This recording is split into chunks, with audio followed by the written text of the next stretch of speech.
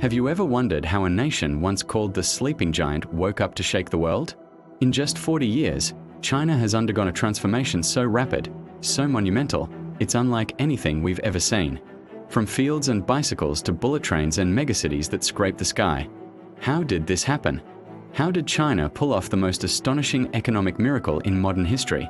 Stick with us as we unpack the story of a nation that went from poverty to a global superpower in a single generation. It all starts in the late 1970s. China was an isolated and impoverished country. But one man, Deng Xiaoping, had a radical new vision. His policy of reform and opening up was a seismic shift. The idea was simple but revolutionary. Let's experiment with the market. This led to the creation of special economic zones, or SEZs, starting with places like Shenzhen, which was then just a small fishing village. These zones became laboratories for capitalism, designed to attract foreign investment with tax breaks and fewer regulations. And attract it they did. Companies from all over the world flocked in, eager to tap into China's vast and affordable labor force. The Made in China label was born. Factories popped up seemingly overnight, churning out everything from toys and textiles to electronics. This export-driven model was the engine of China's growth. The country became the world's factory, and its ports, like Shanghai's, grew into the busiest on the planet. Cities swelled. Millions of people moved from the countryside to urban areas in the largest migration in human history, all seeking a better life. This wasn't just economic growth. It was a complete societal overhaul, lifting hundreds of millions of people out of poverty and creating a new, burgeoning middle class. But being the world's factory was never the end goal. China knew that to become a true global leader, it had to innovate, not just imitate. This brings us to the second, and perhaps even more dramatic, chapter of our story, the technological leap. Around 2015, the government announced a bold new strategy, Made in China 2025. The mission was clear: shift from low-end manufacturing to high-tech industries. We are talking robotics, aerospace, new energy vehicles, and advanced medical technology. China was no longer content with just assembling iPhones. It wanted to design them, to create its own technology, to lead the next wave of the Industrial Revolution. And that's exactly when we saw the rise of China's own tech titans.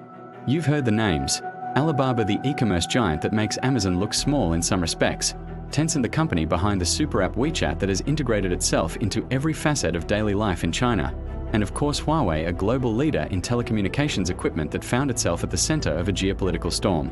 These companies weren't just successful at home. They began to compete on the global stage, pushing the boundaries of what was possible. This push led to incredible breakthroughs. China became a dominant force in 5G technology, building out its network at a blistering pace.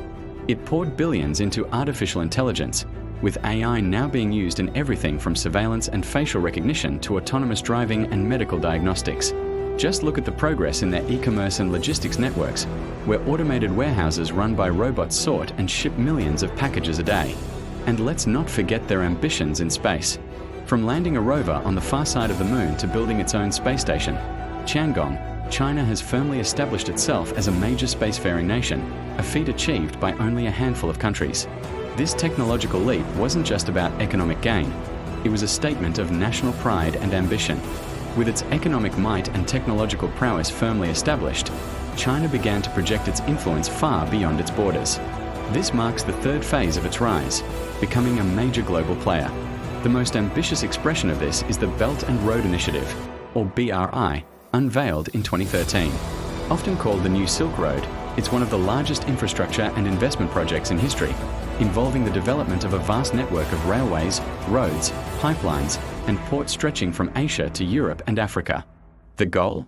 To create new trade corridors, connect economies, and place China at the center of global commerce. Through the BRI and other investments, China's influence has grown dramatically, particularly in developing nations. In many parts of Africa and Latin America, China has become the largest trading partner and a key source of funding for critical infrastructure projects like power plants, highways, and stadiums. This has given China access to vital natural resources and new markets for its goods, while also building significant political goodwill. For many of these countries, Chinese investment offers a path to development that often comes with fewer strings attached than traditional Western loans. This has fundamentally reshaped the global economic landscape. China is now the world's second largest economy, the largest trading nation, and a key driver of global growth. Its decisions have ripple effects across the entire planet. When China's economy slows, the world feels it. Its currency, the yuan, is increasingly being used in international trade, challenging the long-held dominance of the US dollar. China is also taking on a more assertive role in international institutions, from the United Nations to the World Trade Organization, shaping global rules and norms to better reflect its interests. This shift marks a transition from a world dominated by a single superpower to a more multipolar one, with China as a central pillar. So, what does the future hold for China? Its journey has been nothing short of spectacular, but the road ahead is not without its challenges. The country is facing a demographic crisis, with a rapidly aging population and a shrinking workforce, which could put a brake on economic growth. Decades of rapid industrialization have also led to severe environmental problems, from air pollution to water scarcity, which the government is now spending billions to address. And internationally, China's rise has created new tensions. Its growing assertiveness has led to increased competition and rivalry with the United States and other Western powers, playing out in trade disputes, technological competition, and geopolitical maneuvering. Yet, its potential remains immense. The sheer scale of its market, its continued investment in technology and innovation, and its long-term strategic planning mean that China will undoubtedly remain a dominant force for decades to come. The story of China's rise is not just a story about one country.